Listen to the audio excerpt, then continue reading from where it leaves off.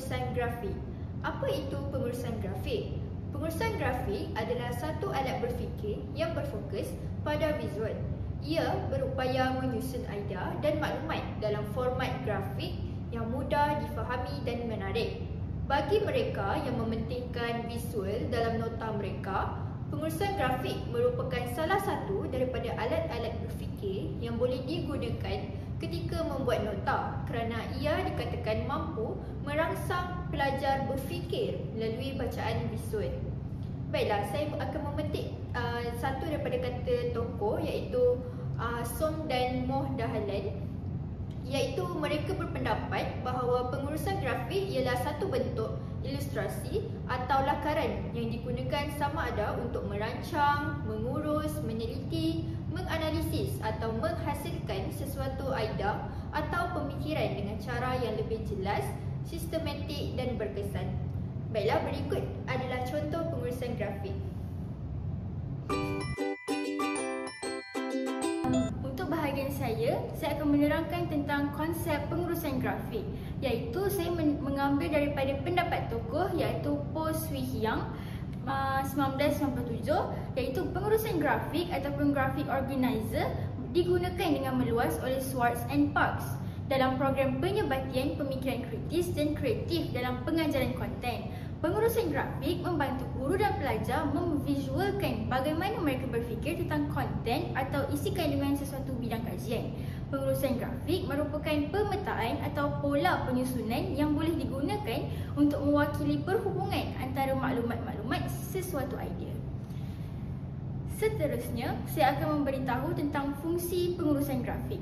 Yang pertama, membantu menyampaikan maklumat dengan cara yang ringkas dan jelas untuk menonjolkan organisasi dan hubungan konsep. Dan fungsi yang kedua, membantu membina pemahaman melalui penerokaan hubungan antara konsep. Selain daripada fungsi, pengurusan grafik ataupun kemahiran pengurusan grafik ini dapat memberikan manfaat kepada pelajar dan guru. Antara manfaat kepada pelajar ialah menunjukkan berkaitan, memahami konsep dari sebahagian keseluruhan, mengenal pasti dan mengasimilasi pandangan berbeza, memahami isi kandungan teks dengan mudah dan menambah baik ingat. Manakala manfaat kepada guru pula memudah pengajaran menjadi interaktif, membantu murid visual memperoleh maklumat lebih mudah, menunjukkan dan menjelaskan berkaitan kandungan, membimbing murid tentang teknik penulisan semula, menilai pengetahuan dan kefahaman murid dan akhir sekali dapat memotivasikan murid. Dan pada pandangan saya, penggunaan grafik dalam kemahiran belajar ini dapat membantu murid secara berkesan kerana seperti yang kita tahu, pengurusan grafik ini kita banyak menggunakan visual. Jadi ia amat memberikan lebih mudah untuk seseorang tu nampak poin penting dan menambahkan lagi pemahaman mereka tentang satu konsep. Sekian, terima kasih. Baiklah, sekarang saya akan menerangkan tentang kekuatan penggunaan alat berfikir dalam proses pembelajaran. Pertama sekali, penggunaan alat berfikir dapat meningkatkan kemahiran berfikir aras tinggi, iaitu kebat bagi seseorang murid. Alat berfikir seperti peta minda, peta iting dan soalan berfokus akan membantu pelajar untuk menganalisis, menilai dan mencipta idea baru. Dan ini akan melatih mereka supaya tidak sekadar menghafal fakta tetapi memahami dan mengaplikasikannya dalam pelbagai konteks.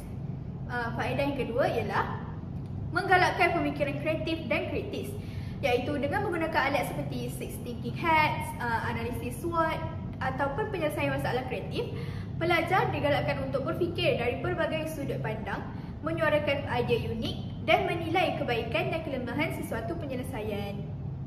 Yang seterusnya ialah membantu pelajar membuat hubungan antara konsep kerana alat berfikir akan membantu pelajar menyusun maklumat dengan lebih sistematik. Contohnya peta konsep ataupun peta buih yang membolehkan pelajar menilai hubungan antara fakta, idea dan konsep secara visual dan logik.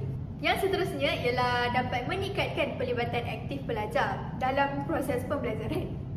Alat berfikir mendorong pembelajaran beraktif melalui aktiviti seperti perbincangan kumpulan, penyoalan sakrotik dan pembelajaran berasaskan projek. Pelajar akan lebih terlibat apabila mereka diberi ruang untuk berfikir, mencabar pendapat sendiri dan menghasilkan output sendiri. Seterusnya ialah memudahkan guru menilai pemikiran pelajar. Guru boleh menilai tahap pemahaman pelajar melalui hasil penggunaan alat berfikir. Contohnya, analisis dalam peta pelbagai alih ataupun peta alih dapat menunjukkan bagaimana pelajar mengaitkan sebab dan akibat dalam sesuatu topik. Ini membolehkan guru mengetahui sama ada pelajar itu memahami tajuk yang diajar ataupun tidak. Dan akhir sekali, dapat menyokong pembelajaran yang berbeza. Alat berfikir boleh disesuaikan dengan pelbagai gaya pembelajaran seperti visual, kinetik, dan ataupun auditori yang menjadikannya fleksibel untuk pelajar yang berbeza keperluan. Seterusnya, kembali kepada bahagian saya, iaitu mengenai contoh pengurusan grafik. Sebagai kita tahu, penggunaan grafik ini banyak digunakan dalam sesi pembelajaran. Yang pertama, pengurusan grafik ini berfungsi dalam membuat banding beza.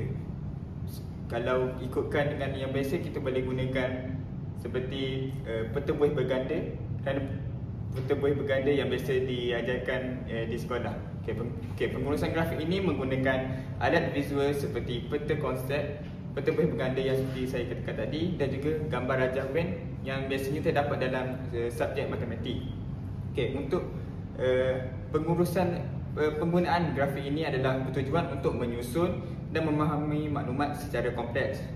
Hal ini membolehkan kita membanding beza idea, melihat hubungan serta memperjelas pengetahuan dengan lebih berkesan. Seterusnya, pengurusan grafik ini berfungsi sebagai membuat pada pembahagi kategori, iaitu pengurusan yang membantu dalam mengasingkan maklumat itu secara umum ataupun secara lebih spesifik. Sebagai contoh, penggunaan peta pokok dan juga carta pengelasan. Penggunaan grafik ini membantu memudahkan kita untuk menyusun data kompleks dan memahami hubungan hierarki antara pelbagai kumpulan item. Yang ketiga, iaitu berfungsi sebagai membuat ramalan. Dengan membuat ramalan ini, ia dapat membantu kita dalam membuat ramalan dalam bentuk visual berdasarkan trend data dan juga hubungan-hubungan yang saling berkait. Perkara ini membolehkan kita mengenal pasti corak masa depan dan meramalkan hasil berdasarkan pelbagai senario ataupun keputusan di sekeliling. Yang terakhir, pengurusan grafik ini juga berfungsi dalam menyelesaikan masalah.